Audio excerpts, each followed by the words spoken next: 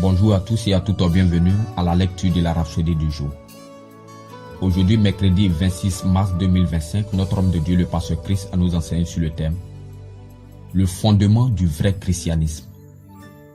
Et il tire son thème de 2 Timothée chapitre 3, le verset 16 qui dit « Toute écriture est inspirée de Dieu et utile pour enseigner, pour convaincre, pour corriger, pour instruire dans la justice. » Dans le premier paragraphe, notre homme de Dieu commence en disant « Juste le fait que certaines personnes ont choisi un type particulier de christianisme qui n'est pas basé sur les Écritures et ont décidé qu'ils représentent le christianisme ne signifie pas que tout ce qu'ils pratiquent est le christianisme.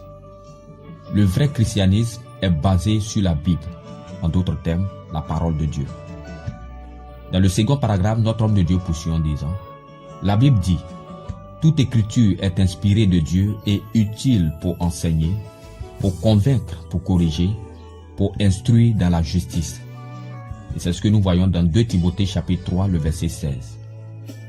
Ainsi, tout chrétien pense, accepte, avoue, approuve et proclame que la Bible est absolument vraie et que c'est l'arbitre final concernant tout dans la vie.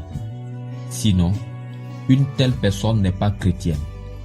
Dans le troisième paragraphe, notre homme de Dieu dit ceci. De plus, le chrétien accepte que Jésus-Christ est le Fils de Dieu et cela signifie qu'il est Dieu dans la chair. C'est ce que nous dit Jean chapitre 1, le verset 14 en ces termes. Et la parole a été faite chair et elle a habité parmi nous, pleine de grâce et de vérité. Et nous avons contemplé sa gloire, une gloire comme celle du Fils unique venu du Père.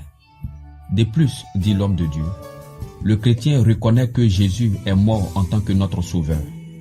Selon Romains chapitre 5, le verset 8, il est dit « Mais Dieu prouve son amour envers nous, en ce que lorsque nous étions encore des pécheurs, Christ est mort pour nous. » Dans le quatrième paragraphe, notre homme de Dieu poursuit en disant « Le chrétien avoue que Jésus a été ressuscité des morts et prétend qu'il est vivant aujourd'hui.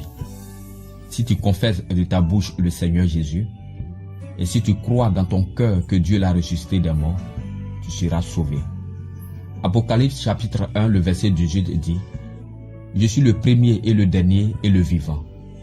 J'étais mort et voici, je suis vivant au siècle des siècles. Je tiens les clés de la mort et du séjour des morts. » Dans l'avant-dernier paragraphe, notre homme de Dieu dit « Cela ne fait donc aucune différence pour combien de temps vous avez professé être chrétien ou le titre par lequel on vous appelle. Si vous n'acceptez, ne croyez et n'avouez ces vérités, vous n'êtes pas chrétien selon la Bible. C'est le début de la définition de qui est le chrétien. Pourquoi est-ce si important? Dans le dernier paragraphe, notre homme de Dieu répond en disant « C'est parce que la vie transcendante en Christ dont la Bible parle n'est disponible que pour ceux qui croient. La croyance implique 2 composantes essentielles, à savoir accepter la véracité de quelque chose et la confesser, tout en agissant en conséquence. Sans cela, la croyance est incomplète. Louez Dieu. Alléluia. Pour une étude approfondie, vous pouvez lire les passages suivants. Romains chapitre 10, le verset 8 à 10, 1 Jean chapitre 4, le verset 1 à 3, et 2 Timothée chapitre 3, le verset 16. Alors sans plus tarder, nous allons ensemble prendre la prière. Veuillez répéter après moi s'il vous plaît. Cher Père, je te remercie pour la lumière de ta parole qui définit et dirige ma vie. Je crois, j'accepte, je confesse et proclame la vérité absolue des Écritures. J'affirme hardiment que Jésus-Christ est venu dans la chair, est mort comme mon sauveur et a été ressuscité des morts.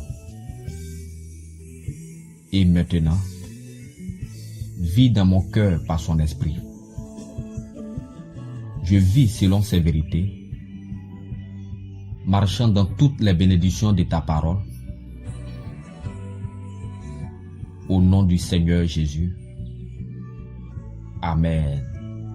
Merci d'avoir suivi la Rhapsodie aujourd'hui. À demain et que Dieu vous bénisse.